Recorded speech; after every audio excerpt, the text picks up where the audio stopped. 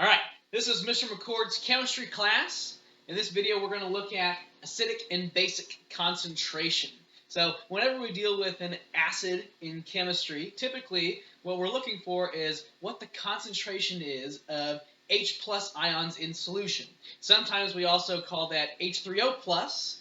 So instead of the hydrogen ion, we specifically call it the hydronium ion, but it means the same thing. A hydronium ion H3O plus is just water that has picked up the H plus and made it a part of that whole molecule. So whether we're looking at H plus or H3O plus, we're looking at how acidic the solution is. Typically, we also look at how basic a solution is with the hydroxide ion, OH minus. So however concentrated the OH minus is in the solution can tell us how basic that solution is. All right? Now sometimes it's not always clear how concentrated the H plus or OH minus is in our solution. A lot of times when we write the concentration of a solution on a bottle, it's going to be the concentration of kind of the chemical that we start with over here.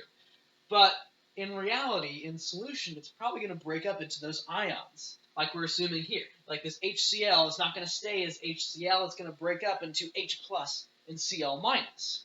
Again, this is the part that we care about for acidic solutions.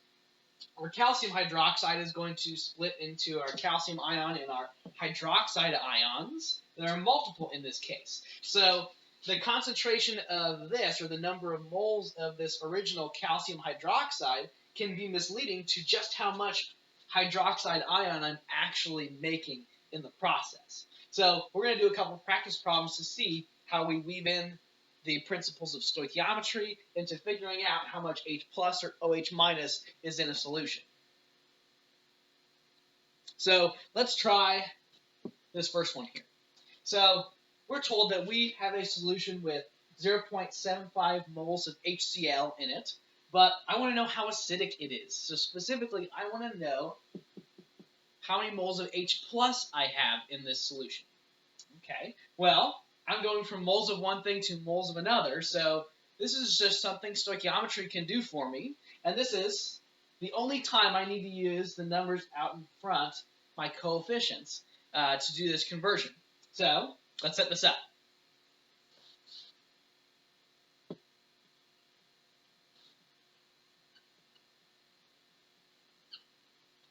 I want to convert 0.75 moles. And I want to convert from moles of HCl to just moles of H plus. So my moles of HCl is going to go on bottom to cancel it out.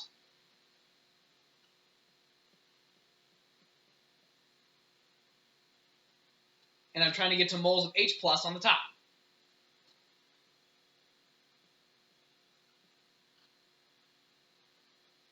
Okay, so I go look at the coefficients in my reaction equation. So in this dissociation, one HCl breaks up into one H plus and one Cl minus. So for every 1 mole of HCl that I started with, I should get out 1 H plus. There. So I put up 1 up there too. Okay, so nicely enough, this winds up being 1 over 1. Not because we're being 1 with moles, but because of what our coefficients are in our reaction equation. Okay? So if I take 0.75 moles of HCl times 1 divided by 1, the number's not going to change, okay, but I am canceling out my old units. So I'm left with moles of H plus. So I've calculated,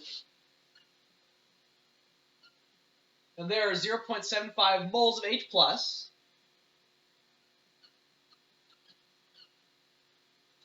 in a solution of HCl that started with 0.75 moles of HCl. Okay? So this I can use to figure out how acidic the solution is, and that's going to be another step on the process kind of coming up later. Okay.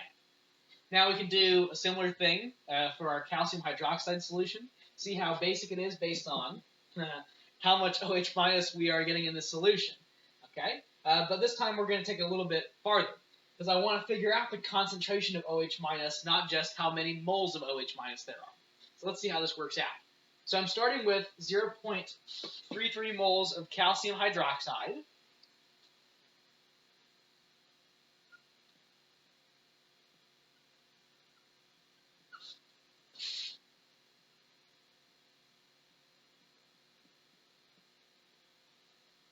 I've got to convert that.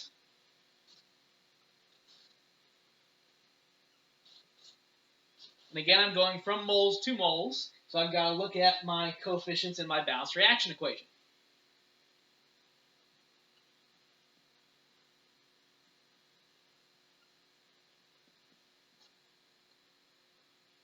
I'm going from moles of calcium hydroxide to just moles of hydroxide.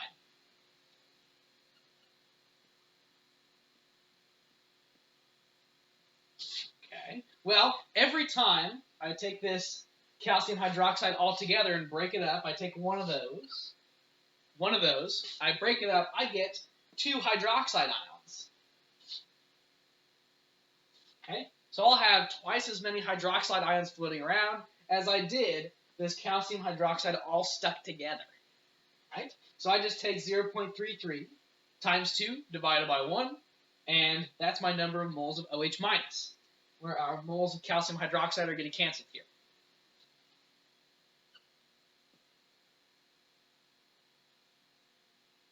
Okay?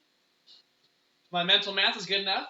0.33 times 2 divided by 1 should be 0.66. 0.66 moles of hydroxide ion.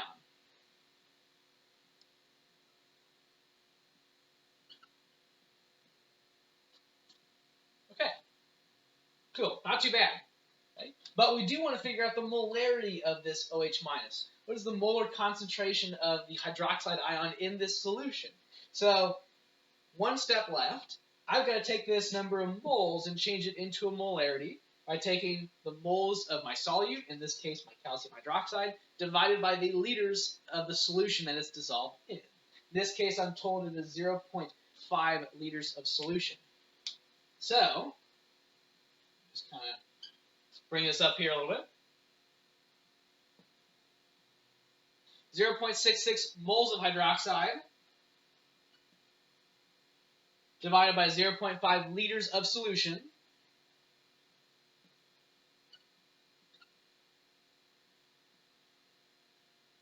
Alright, is going to be, let's see if my mental math is good enough again. So 60 times 2 is going to be 120, but then 12, so it should be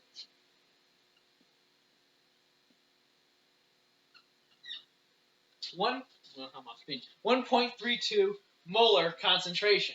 All right, our molarity is 1.32. Now, you might also take this one more step further. You might start with the molar concentration and want the molar concentration of something else. Okay? That's all right. It's not going to be that much harder. All you have to do is get out of molarity and into moles. Then you do your conversion, and then you can change that into molarity of your other ion or other substance. Okay? So, just be aware of that. You might have to get out of molarity and then back into it with a different number of moles. It might turn out to be the same number of moles based on how something breaks up. Okay? But other than that, this isn't a whole lot different than any stoichiometry we've already done. It's just in a new context. All right? And again, we can take this a step further to figure out how acidic or basic a solution is from these concentrations specifically. We're going to be using molar concentration of H plus or H3O plus or OH minus.